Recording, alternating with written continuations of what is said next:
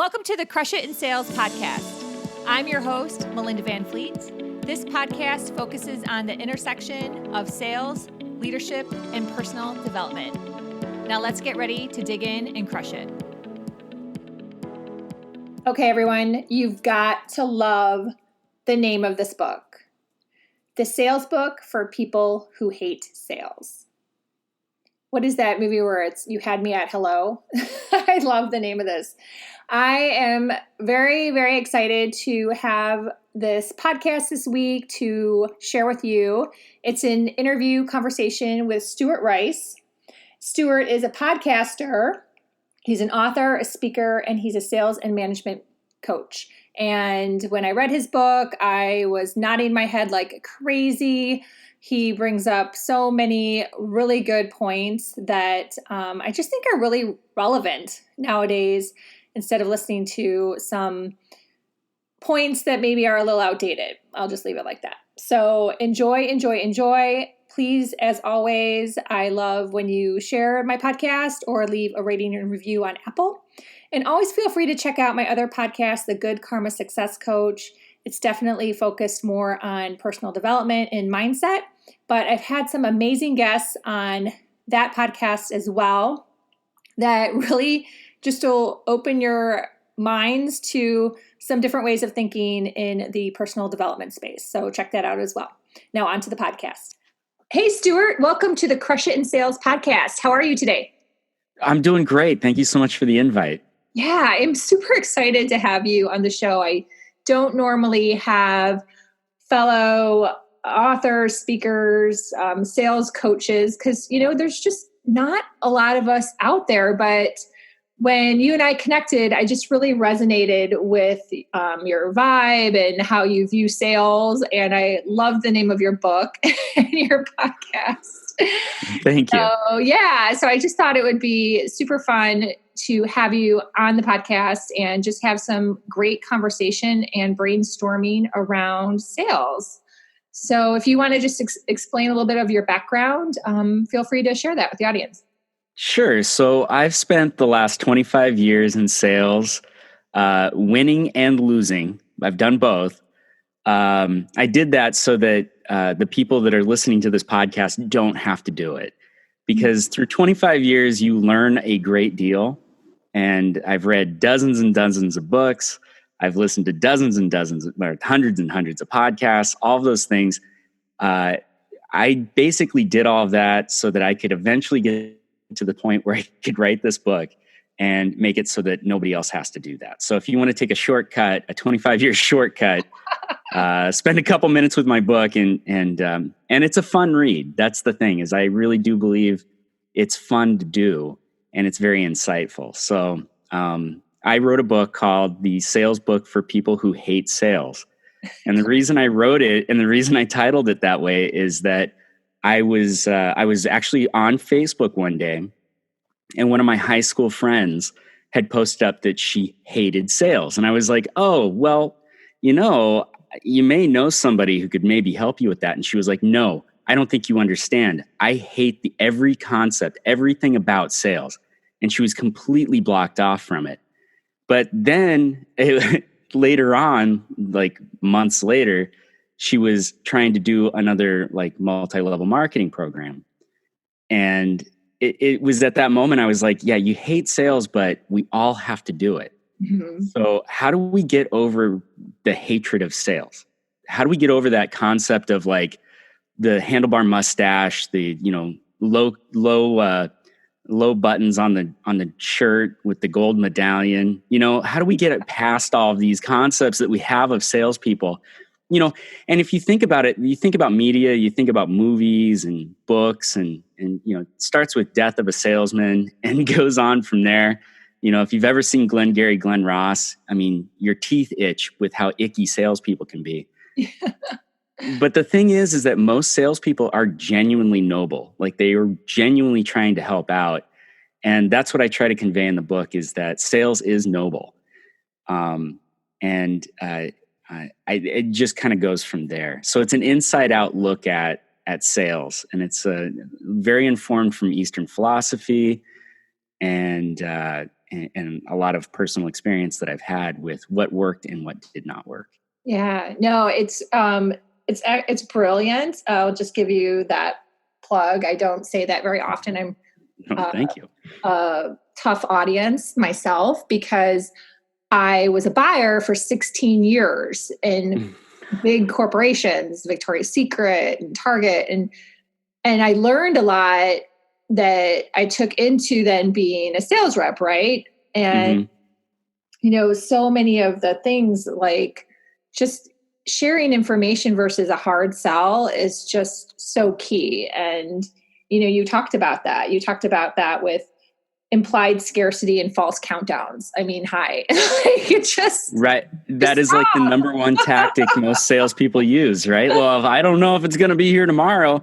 Meanwhile, there's a Simpsons episode. If you've ever seen the Simpsons episode where it's like Bart falls in a well is the name of the episode. And the only reason I remember it, well, I'm a big Simpsons fan, but the other reason I remember it is because Homer calls and buys this thing that remote transmits your voice to a radio. And he's like so excited. And he's like, I need to get it before it goes out. And during the commercial, they're showing like, buy now. If you don't buy it now, you'll never get this opportunity again. And he calls up and he's like, can I still get one? And it cuts to this warehouse with this one dude sitting in the warehouse. And it's like stacks and stacks of these things. And he's like, let me check, let me see if I can still get one for you. Oh my God. And it's so old school.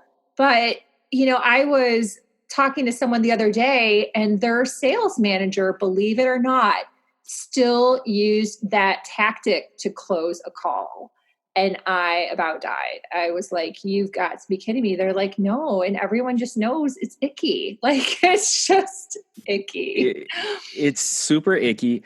The interesting thing is that it still works, right? Those sales tactics, the manipulations, all of those things still work. And I think that that's why people have such a hard time is because when they realize like, oh, I'm in sales, they start to think like, oh no, I've just sold my soul, right? Nobody wants to be the sellout. Nobody wants to be that person. And you don't have to be like that's, in my career, I've done all of the different tactics because that's the person who was the mentor at the time. That's what they taught me. And I had you got to tell them the false scarcity. You've got to give them the time limits. And what I found was it felt so inauthentic to myself. I'm not that type of a person. And, I'm not bad mouthing anybody who is, but they're kind of awful people if they're doing those things.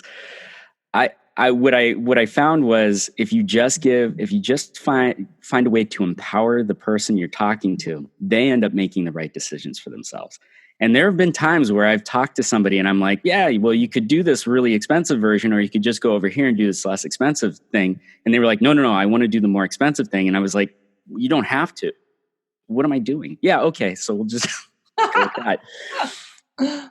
Yeah, no, it's great to give them the options. I loved your definition of sales job, to build a customer's confidence to a point where they can make a decision. And it's just clean and it should be a pleasant experience. And I think that's where, people have this fear around sales is because of all that. And, you mentioned your friend with the MLM, it comes up even as speakers. My mastermind that I'm in, with fellow speakers that we created last year, it's one of the discussions is the fear around selling, because as a speaker you have to sell yourself to get speaking gigs, and it just transcends the fear of sales and to being classified as that icky salesperson just really could transcend so many different industries. So it really does. And it's even inner office relationships. I think that's also a thing that happens is that people don't realize that they're in sales every single day of their lives. And, the funniest thing is when I used to coach salespeople for a company as a manufacturer rep. And I would go and talk to people and they're like, I'm just not a salesperson. And it's like, you're wearing a ring. Yeah. You're a salesperson. I'm sorry. You've sold somebody. Like it or not, but yeah. So you've evidently done something right in your life. You made the major sale. So like, let's just translate that into the next person that walks in and needs a mattress, or the next person that walks in and needs a computer, or the next person who needs to do whatever. I think it's so funny because when I do the coaching with people, and when because I start with the definition of sales. There's three core concepts that I try to instill into everybody. And I'll spill the beans. I'll just tell them everybody right now. It's that first definition of sales is to build the confidence of the customer or the person to a point where they can make a decision. And I think when I tell people that this is now your new definition of what your job is, it's amazing what happens, because the eyes go from, alert and like scared to relaxed, and you start to see people start to actually enjoy the idea of, oh, that's what I'm here to do, is I'm learning how to let people make decisions. You're letting go of that control, and when you let go of the control, it's amazing what people decide to do for themselves. And I love when I see that in a customer's eyes. I love it when I see it in a salesperson who finally just goes, oh, and I can just relax and not have to worry about any of that. It's, to me, that's like the magic of when you get a good sale going, is that everybody starts to relax, and it stops becoming a salesperson to customer relationship, and it starts to become a partnership. And I think every way that you can convey that, it's important that, hey, I'm not trying to convince you into buying this thing. I'm here as your advocate. I'm here to just make sure that you make the best decision that you want to make. And customers just absolutely, they take to it, and they really run with it. And they'll find, what else can I buy, is almost like, I've actually had someone say to me, like, hey, we have to go down the street and buy a car. Can you just follow us and go down there with us? And it's like, no, I That's can't do awesome. that. Yeah. I had that when I was starting out. I started out with one thing that I was selling, and people were like, well, what else you have? What else can I buy from you? And I was like, oh, wow. Okay. I can sell more stuff. Right. So yeah, that makes it fun. It does make it a lot more fun. And then the other core concepts are kind of along the same lines. It's, everybody knows what the golden rule is, which is treat others the way you want to be treated, which I call out in the book as stupid, because it's, we're adults, and the way I want to be treated is completely different from the way you want to be treated. So we have to start learning how to treat people the way they want to be treated. It's called the platinum rule. Yes. And I didn't come up with it, by the way. Stolen. Borrowed, and it's adopted. Borrowed. I adopted too. You're right. You're totally right. Yeah. Yeah. So, but once you start to learn to do that, it really kind of opens up. People feel more comfortable. They feel like they can trust you a lot more when you start talking to them in a way that they can process. And I think in sales, a lot of times what happens is we're trying to show we're the experts so often. We're trying to show that we know what we're talking about so often that we talk over the customer's heads. And no matter what you're talking about, like I had somebody who was trying to get me to, because I hire coaches. Like I take lots of coaching, because I feel like if you're a coach and you're not taking coaching, like, what are you doing? Right. If you don't see value in what other people can offer, like, you probably don't have a lot to offer. So but this one person was telling me all of these acronyms, and they were telling me all these different things that, these certifications that they had. I had no idea what this dude was talking about. And I finally was like, I honestly, I'm sure you have a good program, but I'm good. Thank you. Yeah. Because he took it away from me. It was more about what his story was, what his credentials were, and not about what he could do for me. Mm-hmm. So he didn't make it about me. And I want to be the prima donna in that situation. No, but seriously, it's so true. It is, and it is quite intimidating when you see people with all those letters behind their name. It's and half of them or even more than half, we don't know what they are. So that's so true. Had you seen, because when I read that in your book about the platinum rule, and I was totally shaking my head, like, absolutely. Number one, it boggles my mind that it's the golden rule, we'll refer of the original way, I guess you could say too, is still being said. Like, that's just amazing to me, especially with all the conversation around mindfulness and inclusion, diversity, emotional intelligence, all those really important terms. And then the other thing that I saw maybe like 6 months ago, so very recently, is Marriott was running a commercial that was using the golden rule, not the platinum rule. And it was, every time it came on, I was like, I can't believe this company, this, Fortune 500 or however you want to bucket it, company is running this commercial. It was amazing to me. So yeah. So that is fascinating. That is fascinating that in this day and age, people still think that way. Yeah. And of course, the story I use in the book is the reason the golden rule exists is so that little kids don't end up bludgeoning other kids for Lego pieces. Oh, that's right. Yeah. Because that's the only way you can convey to a little kid who has, it's so funny because I recently asked my kids, like, when did you wake? Because my kids are a little bit older. What was the day? Do you remember the day you woke up and realized you were not the center of the universe? And it took them, I had two of my kids here at the time, and it took them both aback. And one of them answered, I was pretty young, like 6. And I'm like, wow, that's pretty good. And the other one was like, wait, what? I'm not the center of the universe? Well, so yeah, I guess that they were speaking to my older daughter, evidently, who still was in that situation where I'm the center of the universe. Everybody. Yeah. What a great question, though, to ask your kids. That is a kind of fascinating question. I never thought of it in regards to children. So yeah, thanks for making me think. Yeah.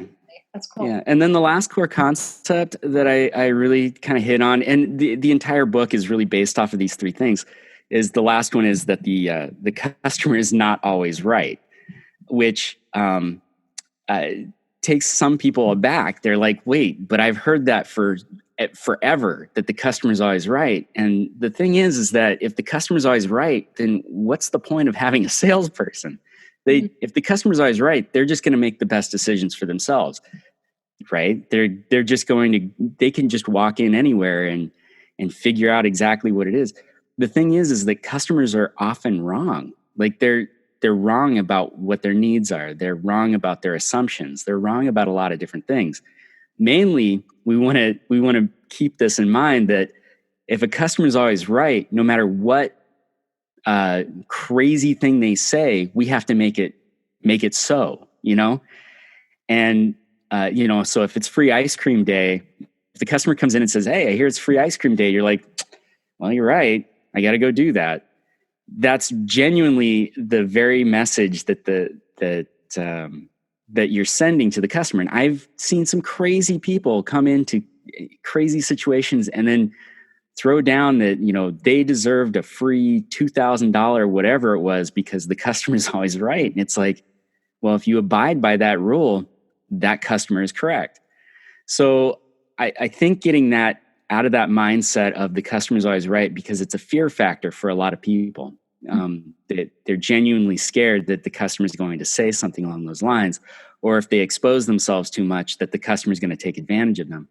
We need to get that out of our heads. What we need to do is just make sure that the customer always comes first. That whatever decision we're deciding on, whatever actions we take, that it's all in service to the customer. And if we do that, then we don't have to worry about them invoking this very bizarre spell of customers always right. And instead, we just start focusing on what actually needs to happen, which is let's educate the customer. Let's build this relationship so that we can get them a result that they're looking for. We can make their lives better, which is really what every salesperson is trying to do, is make their customers' lives better. Yeah. I really loved what I took away from this when I read your book was how you reframed it. So I grew up, and I think my father even said this to me within the last year, oh, you and your husband, you need to, do what the customer wants. The customer's right. So my father, who I adore, is in his 70s. And my husband and I have a charter fishing business. So we deal with a lot of client situations, and they all vary. And he just has a very old school mentality. And I was like, no, Dad, like that's just not how it is. Right. So whatever, the particular situation was. So I love just reframing it with the customer comes first. But yeah, they're not always accurate in what their expectations were of the charter, or what they can do in certain weather, whatever the situation is. And the second takeaway I had is I've found that I will say to somebody, they might have a strong opinion about something and be heading down a certain path.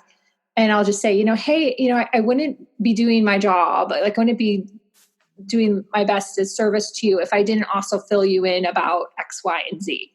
Mm-hmm. And then they're like, oh, yeah, okay, that makes sense. And I'm not, arguing with them or coming from a place of contention. Oh, you need to buy this or do that.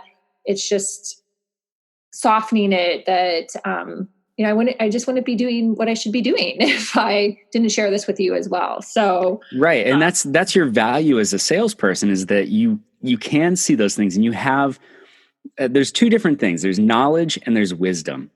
Knowledge means the numbers, right? Like, that, hey, this boat has, 300 horsepower engine. I have no idea about boats. I'm going to really reveal that right now. But like okay. this boat over here has a 300 horsepower engine. It's going to be able to get you from here to there much faster. And this one can hold 6 people. That's knowledge. Wisdom comes from, hey, you know what? It looks like it's going to rain a little bit that day. I wouldn't suggest that boat. I'd suggest this boat over here because this one has a canopy. Mm-hmm. And it's that nice mixture of having the knowledge, but also having the wisdom, mm-hmm. and combining those two things. That's what brings value to the customer, and allows them to see things that they didn't normally see. And I'm a big fan of giving the customer every opportunity to say yes. Getting a no is such a big fear factor for salespeople. And as salespeople, we are always living in fear. Like, that is, there are very few salespeople that don't live in that area of fear of that last sale is going to be the last sale I ever make, or when's that next customer going to come in, or when am I going to talk to that next client? We live in fear. That's the nature of the business. So when we are talking with somebody, we have to get out of that fear factor of like, I've got to cut the price. I got to give as many discounts. I got to make it as easy as possible for them to say yes. They'll say yes when they're ready to say yes. So always kind of put your best foot forward. Give them all the options. Like, hey, this boat has the canopy. It's an extra $50 a day, but you'd be shocked. Like, when you're wet, all of a sudden $50 doesn't seem like a whole lot of money. And that's so important to do, is give them an opportunity to see what's possible, what's actually going to make their lives better, and then empower them to make that decision. Yeah. It's funny you bring up price, because I've never, ever been on the cutting price bandwagon. And this goes way back, unless it's like in my background's retail. So unless it was a dog, then, obviously you should try to clear that inventory. But offering discounts just to offer discounts has never been my cup of tea. So it's funny that you brought No, I actually think it does exactly opposite of what people think it does. Yes. You give discounts, and all of a sudden the value of whatever you're showing is not there anymore. And all of a sudden, and the thing is they'll go talk. Like, keep this on the down low, and it's not happening. They're going to go tell everybody, especially if it's if you've got a good product and you're taking a discount on it. I bought Apple product. I've bought Apple products for the last probably 15 years. And it hurts my pocketbook sometimes, but And you've but I love the product, and I find it is really good. And I used to go buy everything from the Apple Store. Now, unfortunately, what I've learned over the years is just wait till a slow quarter, and then Best Buy is going to have a discount. And sure enough, I can always wait, and I can always find those discounts. And unfortunately, has it had an effect on my valuation of Apple's product? It has, because I know that I'm going to see a discount. So yeah. that is it. So go ahead. Sorry. No, I was going to say, and Best Buy. So yeah. Yeah, exactly. So like when I go into Best Buy, I never buy anything that's not on sale, because I know at some point that product that I want, if I wait, is going to be on sale. And if I don't need it right then and there, I'm waiting. Mm-hmm. So I think it's really important. That's why, and I'll address this right now. My book is not cheap. It's a $50 book. It's a big tome. It is 2 pounds worth of sales knowledge and wisdom delivered to your doorstep. And the reason, and people have told me like, yeah, I don't think I'd ever spend $50 on a book. And I'm like, well, I don't think I'd ever sell you one then, because honestly, if you're not willing to spend that $50 to help improve your craft, like I don't necessarily want somebody who's like so adverse to doing that. And I talk to a lot of salespeople. I've had a lot of, I'm friends with a lot of salespeople, and it's amazing to me. They're like, hey, can you send me a book for free? And I'm like, no, I don't think you understand. If you're not willing to put forward the money, I don't understand why I would be sending you the book, because it's just going to sit on your desk, and then you're eventually going to move it up to a shelf, and then that's what's going to happen to the book. It has no value at that point. Yeah, but your book is, to me, more like a course. So it's not just like a normal book. There's so much to it, and then obviously I feel like your book is one that, organizations can use, and people that have sales teams, because it is like a course. It's like a really great tool. It's not just a normal book. So I'm giving you that prompt too. So. Well, I appreciate that. Thank you. Yeah, when broken out, it's a 10-week course, which it's funny because I actually, I had taken some coaching clients and realized like I did not like the curriculum that I was working with, which was basically a couple of like Xerox printouts. And I was like, oh, this is awful. I don't want to do this. So as I was coaching these fine people that trusted me with their money, I was writing the book as I was coaching them. So I would write a section and then meet them that next week for the coaching session.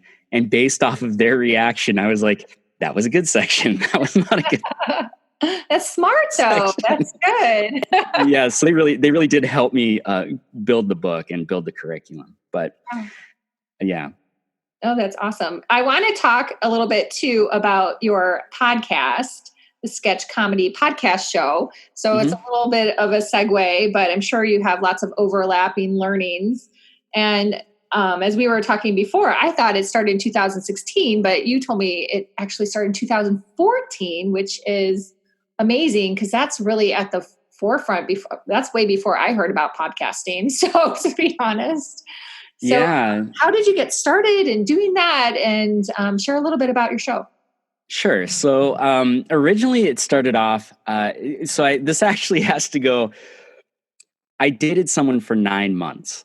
And for 9 months, we attempted to try a romantic relationship, and it failed miserably. And I know this is a weird way to start this story, but it just did not. We just did not have that chemistry. And but we loved each other, and we had so much fun together. And it was obvious, like we got to this certain point, and we were like, I don't know, there is something wrong. It's just not working. And I was like, yeah, you're right. But maybe we could throw some microphones in front of ourselves and we could try doing this podcasting thing that I have wanted to do since the very beginning of podcasting. And she was like, sure. So I had an old, at the time, 10-year-old Mac.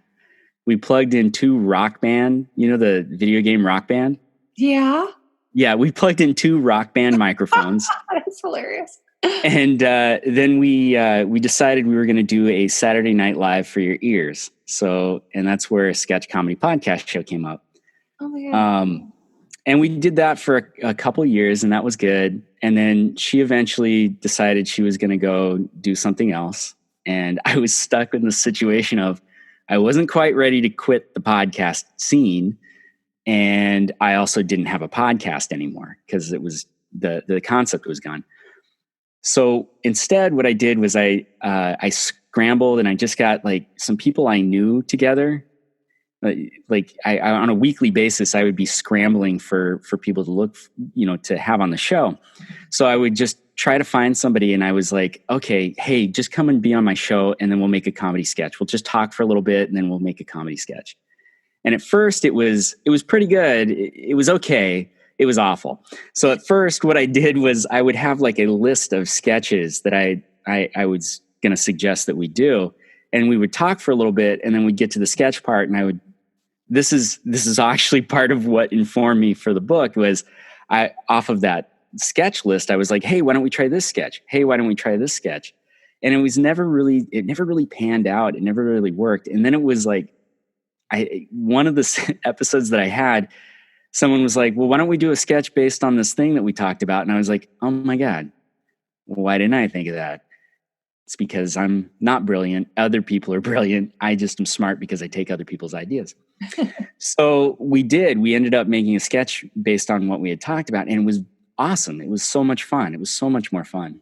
So that's how this happened. Was I started looking for people who were not necessarily going to be funny. I did not look for people who were going to be particularly good at sketch comedy or even had any improv background. I was just looking for people who were interesting.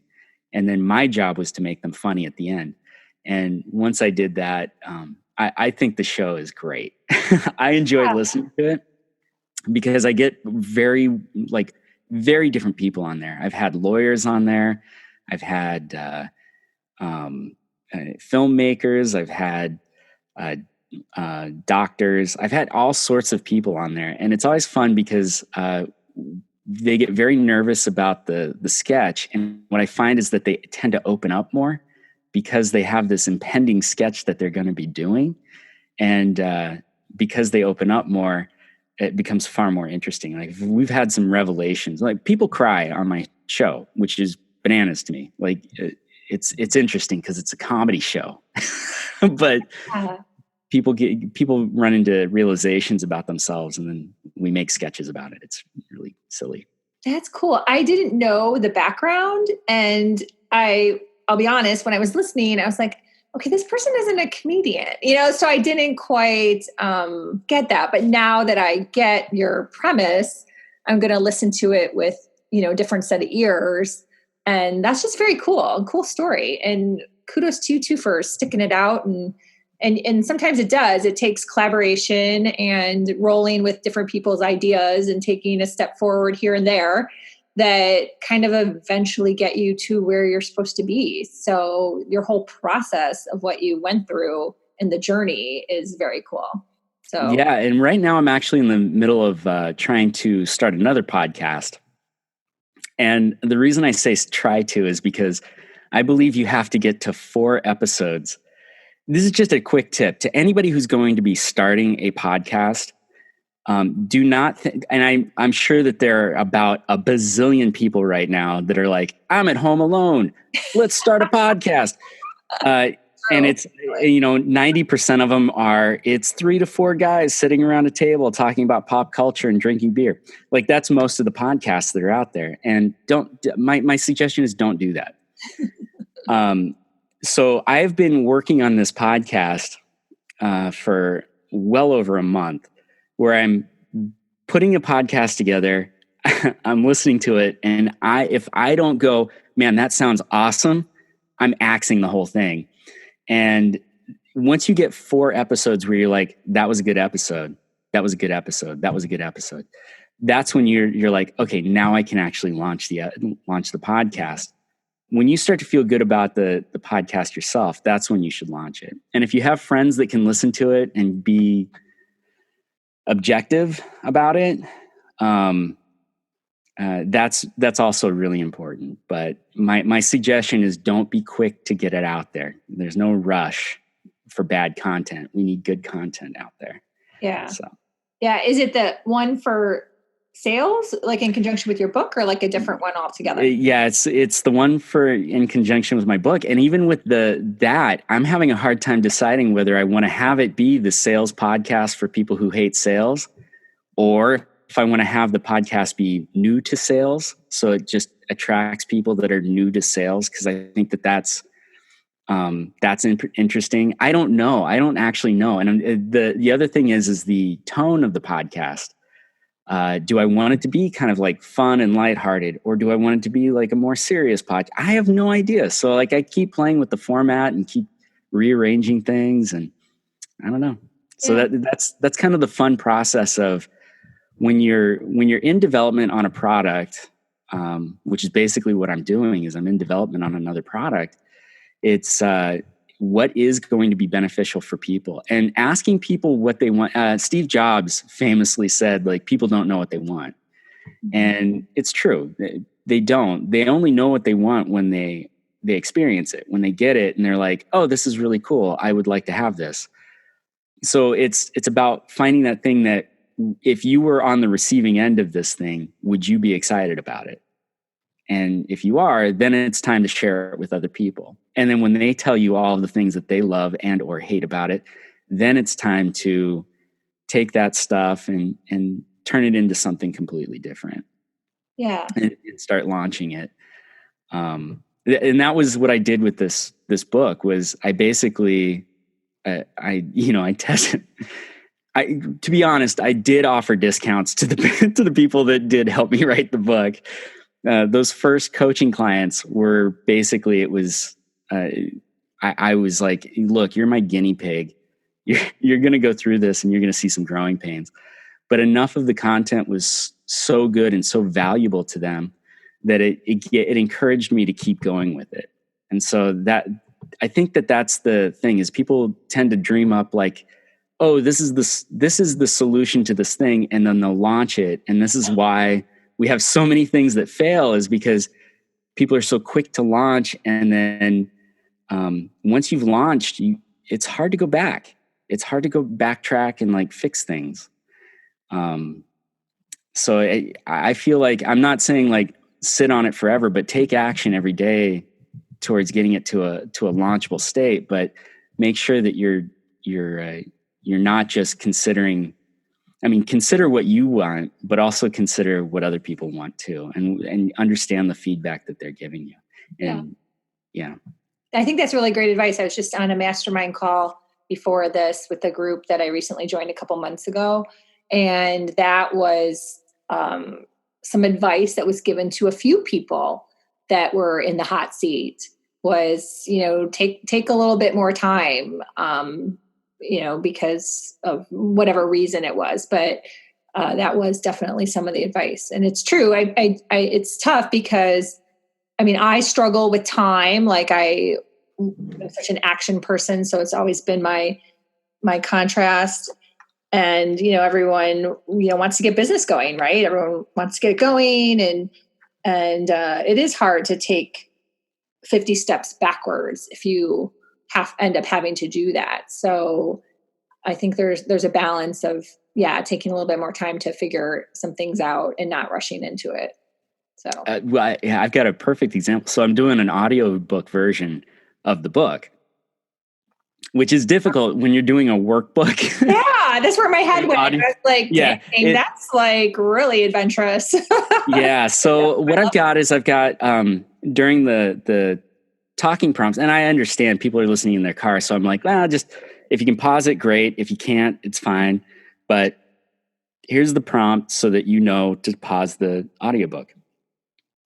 Well, the feedback I got from the few people that I let listen to it, the feedback was, well, you're only giving, like, it feels like you're only giving like 2 seconds. And I'm like, because I'm only giving 2 seconds.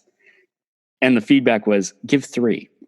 So, now that sounds like really simple, like, oh, okay, well, I'll just give 3 seconds. But I had fully recorded the audiobook, so I had to go through and move every single section so that it was 3 seconds as opposed to two. But it was worthwhile doing that because that was what that was the feedback I got, and it made sense. I was not giving enough time to respond or take an action for the listener.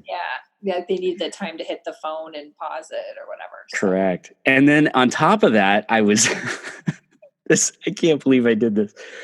So I was going through and I was editing all the mouth noises out, which hopefully I don't have a ton of mouth noises right now. But I was editing all the gross mouth noises out. And calling the clip. Yeah.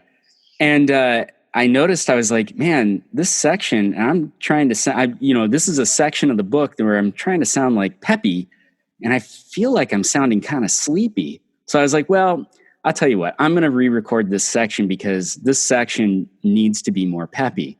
So I re-recorded the section and I listened to it and I was like, oh no, that is way better.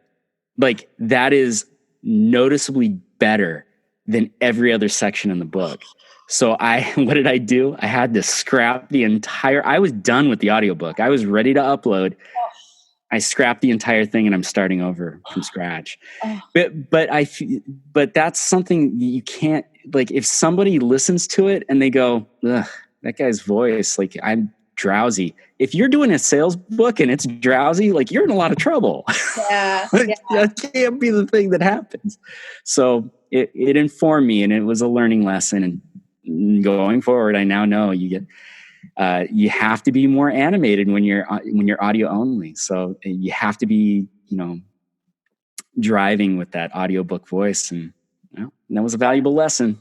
Yeah, go back and do that. That's a great, not that you went through that. I didn't mean that, but like a great hindsight. I find that my husband and I both, because we both podcast, find that, when you go to kind of edit a section or do over a section, you really have to mirror your own energy, right?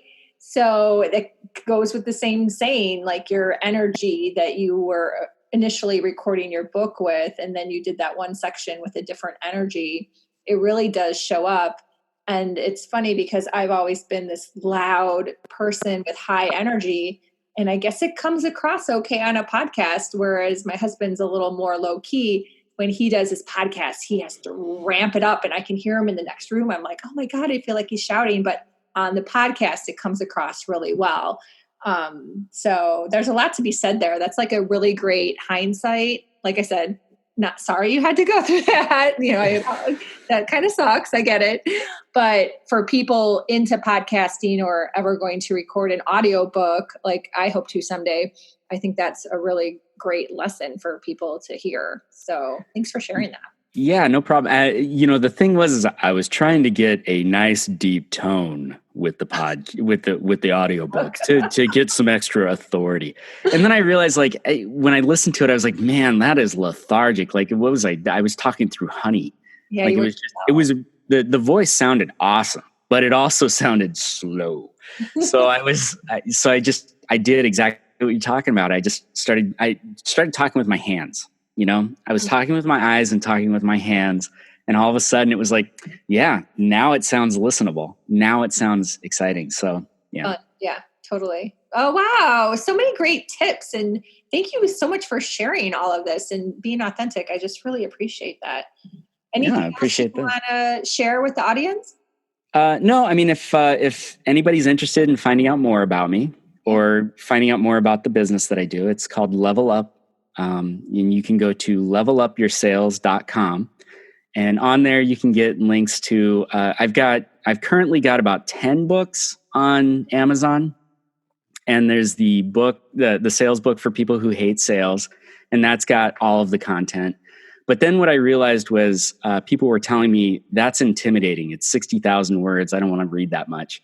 So what I've done is I've broken down the books into 1 hour reads. So if you need to have like a mission, vision, and value statement, you can go get that book for $5 on Amazon. And in 1 hour, you can have mission, vision, and value statements. Oh, that's smart. So there's a couple different ways to consume the content, and also the coaching. So if anybody's interested in coaching, I can do that too. Yeah. Oh, that's awesome. And I will put all of your information in the show notes. And yeah, I just really appreciate you taking the time to chat with us. It's very cool. Thank you, Melinda. This was great. I thank you so much for inviting me. Yeah, you're welcome. I hope you had fun. I love having guests on that are just fun to chat with, and you were one of those people. So thank you. Well, thank you so much.